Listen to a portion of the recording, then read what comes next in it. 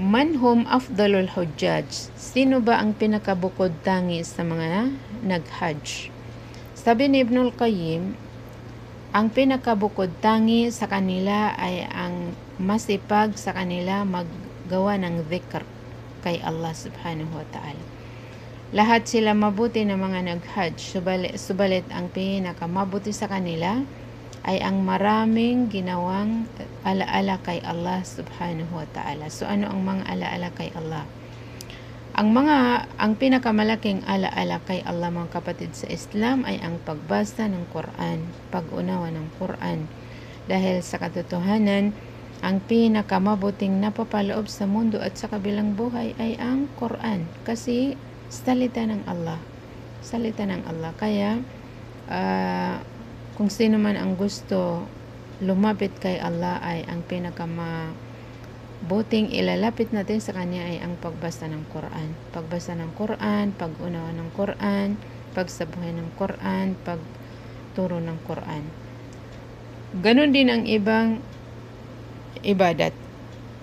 Kung ikaw ay nagfa-fasting, ay lahat ng nagfa-fasting ay ang pinakabukod tangi sa kanila ay ang maraming ginagawang dhikr. Ganon din ang mga mutasaddiqin, yung mga naggagawa ng mga nagbibigay ng sadaka.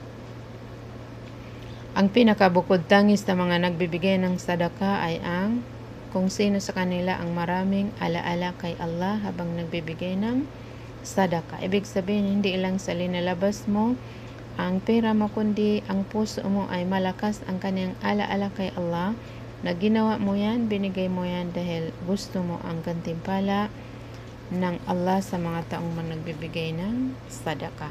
So, ganon din ang ibang mga ibadat, mga kapatid sa Islam. Ang pinakabukod tangi sa mga nag-iibada ay ang malakas ang kanilang alaala kay Allah. Marami ang kanilang ginagawang alaala kay Allah subhanahu wa ta'ala. Pangalawang gagawin ng Muslim sa mga araw na ito ay as-sala. As-sala, dati natin ginagawa ang sala, pero ibahin natin, mga kapatid sa Islam. Kung hindi tayo nagdadasal ng early, ay gawin po nating early ang mga dasal natin sa mga araw na ito, dahil ang mahal ng Allah na dasal ay ang dasal na early. Hindi ka nag-late. Maliban lang kung masyado emergency na, ang trabaho mo na hindi mo maiwan.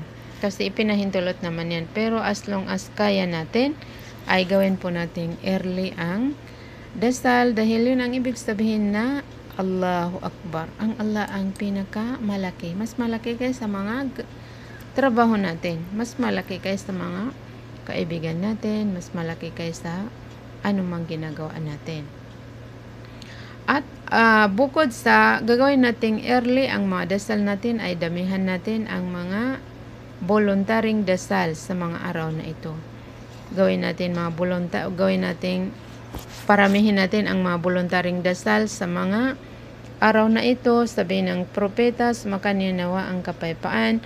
وَمَا تَقَرَّبَ إِلَيَّ عَبْدِي بِشَيْءٍ أَحَبَّ إِلَيَّ مِمَّا افْتَرَضْتُ عَلَيْهِ وَمَا يَزَالُ عَبْدِي يَتَقَرَّبُ إِلَيَّ بِالنَّوَافِلِ حَتَّى أُحِبَّهُ فَإِذَا أَحْبَبْتُهُ كُنْتُ سَمْعَهُ الَّذِي يَسْمَعُ بِهِ وَبَصَرَهُ الَّذِي يُبْصِرُ بِهِ وَيَدَهُ الَّتِي يَبْطِشُ بِهَا وَرِجْلَهُ الَّتِي يَمْشِي بِهَا وَإِنْ سَأَلَنِي لَأُعْطِيَنَّهُ وَلَئِنِ اسْتَعَاذَنِي لَأُعِيذَنَّهُ. Ibig sabihin, وَمَا تَقَرَّبَ إِلَيَّ عَبْدِي بِشَيْءٍ أَحَبَّ إِلَيَّ مِمَّا افْتَرَضْتُ عَلَيْهِ.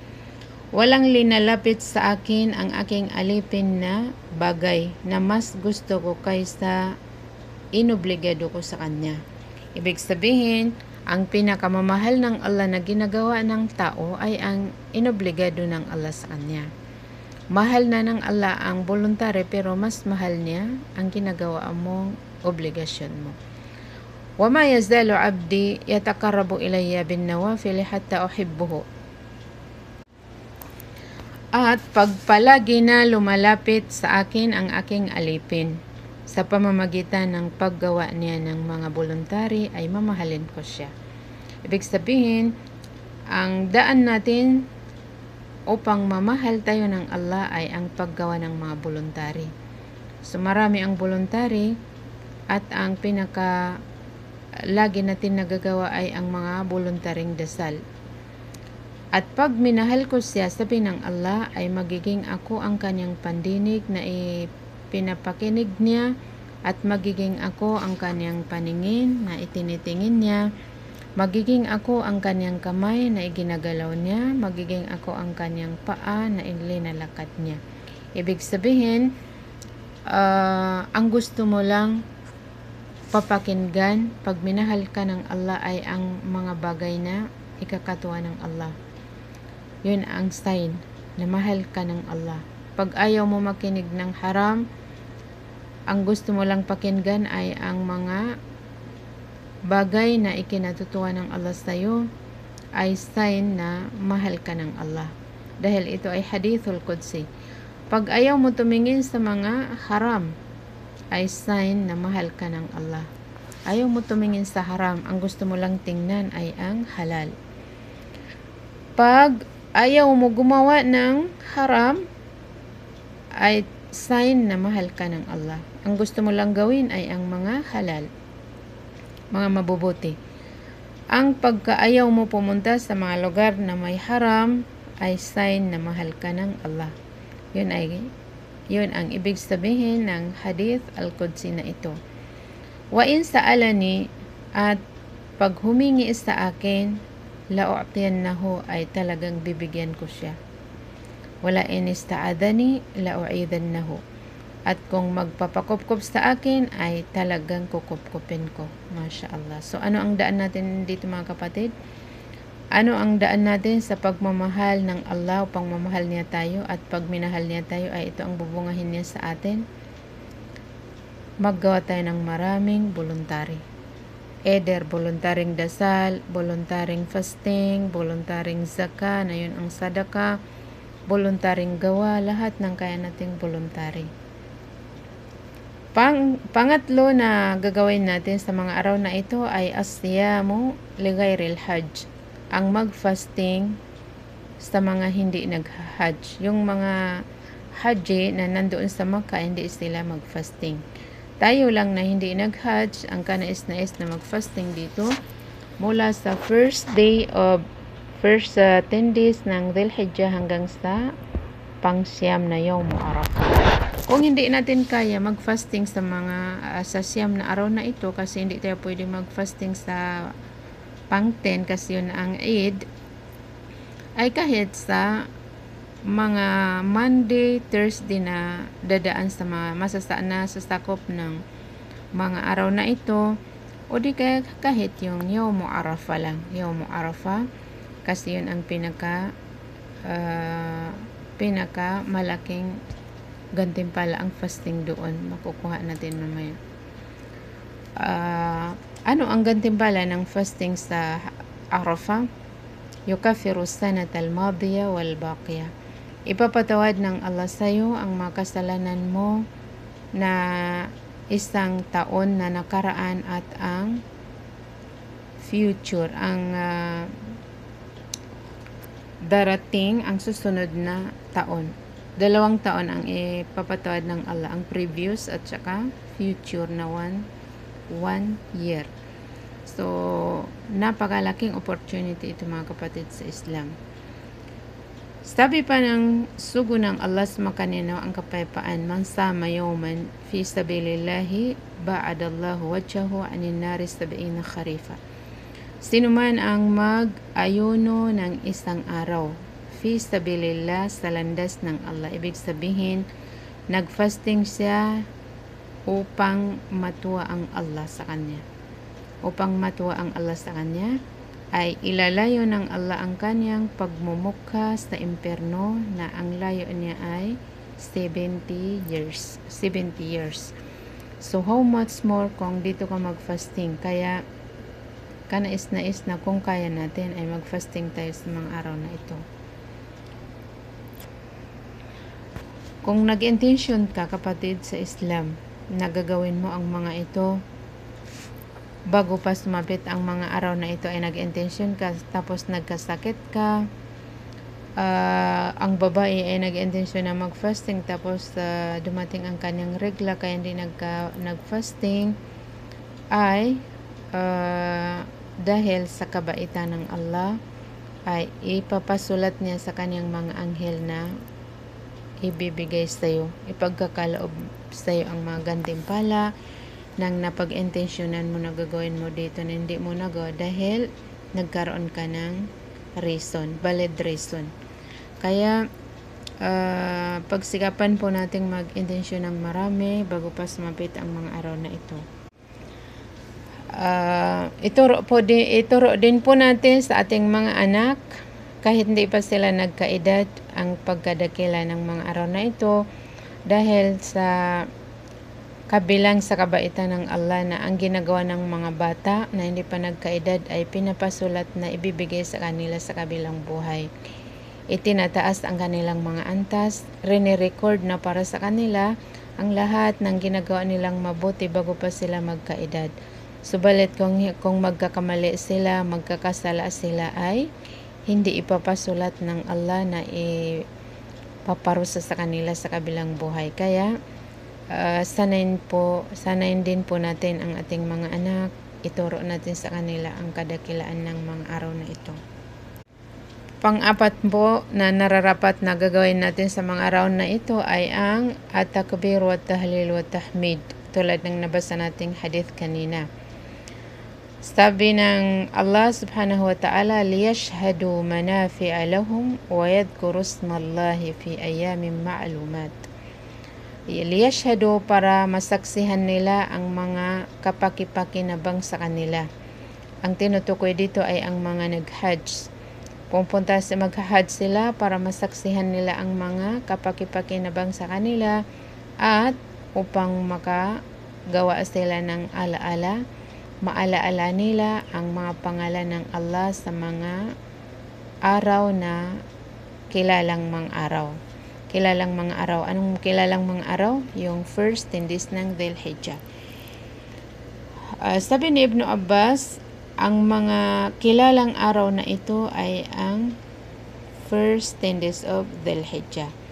At sinabi ni Propeta, sumakanino ang kapayapaan, fa'akthiru fihinna min at-tahlil wa takbir wa tahmid. Damihan ninyo dito sa mga araw na ito ang pagtahlil, pagtakbir at pagtahmid. Kaya si Ibn Umar at si Abu Hurairah radhiyallahu anhuma ay sa panahon nila ay sa mga araw na ito ay lumalabas sila sa mga palengke sa mga araw na ito at nagtatakbir sila para ma-remind ang mga tao na magtakbir din sila. Ganon din ang mga tao sa masjid, nagtatakbir sila kahit saan na lugar. So, kailan magtakbir mga kapatid sa Islam? Unawain po natin na dalawang klase ang takbir. Unang klase ay at-takbirul mutlaq, pangalawa ay at-takbirul muqayyad. At-takbirul mutlaq ay ang pagtakbir ng walang specific time, walang specific place. So, magsisimula ito sa first day of Dhul-Hijjah. First day of Dhul-Hijjah ay pwede na tayong magtakbir kung kailan natin gusto, kung kailan natin kaya. So, papaano magtakbir? Sasabihin mo na Allahu Akbar, Allahu Akbar, Allahu Akbaru kabira. Yun ang unang takbir, yun ang unang klaseng takbir. Pangalawang klaseng takbir ay sasabihin mo na Allahu Akbar, Allahu Akbar, La ilaha illallahu wallahu akbaru walillahil hamd. So, i-repeat mo ang takbir sa twice, tapos magtahlil, tapos magtakbir ulit, tapos magsabing alhamdulillah walillahil hamd. Ito ay alaala mga kapatid sa Islam noong kakatayin ni Propeta Abraham sallallahu alaihi wasallam ang kanyang nag-iisang anak na si Ismail, nag-iisang anak na nagbibinata na sinubok siya ng Allah kung gaano siya kaloyal kay Allah subhanahu wa ta'ala, gaano niya kamahal ang Allah, gaano ba niya hindi pagpapalit. So pumasok siya sa pagsubok ng Allah sa kanya. Ipinag-utos ng Allah sa kanya sa pamamagitan ng panaginip na katayin niya ang kanyang nag-iisang anak na si Ismail bilang alay kay Allah subhanahu wa ta'ala. So ginawa po niya ito. Kaya tumahimik ang universe dahil sa katatagan ng pananampalataya ni Propeta Ibrahim alayhisalam. Dinala niya sa bundok ng Mina ang kanyang anak upang gawin ang utos ng Allah sa kanya. Kaya noong kakatayanan niya ay ang mga anghel ay nagsabi silang Allahu Akbar, Allahu Akbar. So nagsabi din si Ismail na la ilaha illallah. Nagsabi din si Ibrahim alayhisalam na Allahu Akbar walillahil hamd. Kaya ito ay bilang alaala sa sakripisyo ng mag-amang ito, ay sinasabi natin ito sa 10 araw na ito na dito na itakda ang pagkatay kay Ismail alayhisalam na hindi rin natupad dahil pinalitan ng Allah, pinalitan niya kaagad ang liig ni Ismail alayhisalam, ipinalit niya ang kambing na galing sa paraiso. So ang nakatay ay ang kambing, hindi nakatay si Ismail alayhisalam dahil sinubok lang ng Allah ang pananampalataya ni Propeta Ibrahim alayhisalam. So napakalaking sakripisyo ito mga kapatid sa Islam na ginagaya natin kay Propeta Ibrahim alayhisalam na hindi ikinalimutan ng Allah sa kanya at ginawa niyang kanais-nais sa atin na kung gagawin natin ay gagantimpalaan niya tayo ng malaki ang pagtakbir, pagtahlil, pagtahmid sa mga araw na ito. So magsimula ito sa unang araw ng Dhul Hijjah hanggang sa last Ayamut Tashriq na yon ang 13th days, pang 13 sa araw ng Dhul Hijjah. So every time and then ay sasabihin natin na Allahu Akbar, Allahu Akbar, Allahu Akbar kabira o di kaya Allahu Akbar, la ilaha illallah wallahu akbar walillahil hamd. Kanais-nais ng mga lalaki na palalakasin nila ang kanilang mga boses para ma-remind ang iba. Subalit ang mga babae ay silently magtakbir. So ang tawag dito mga kapatid sa Islam ay takbir mutlak. Kahit kung kailan mo gusto, walang specific time na gagawin mo ito dito. Pangalawang takbir ay takbir al-muqayyad. Insyaallah tatalakayin natin sa coming Friday dahil hindi makakasend kung dagdagan pa natin. Maraming salamat sa inyong lahat. Biyayaan ako kayo ng Allah subhanakallahumma bihamdik. Asyhadu an la ilaha illa anta astaghfiruka wa atubu ilaik.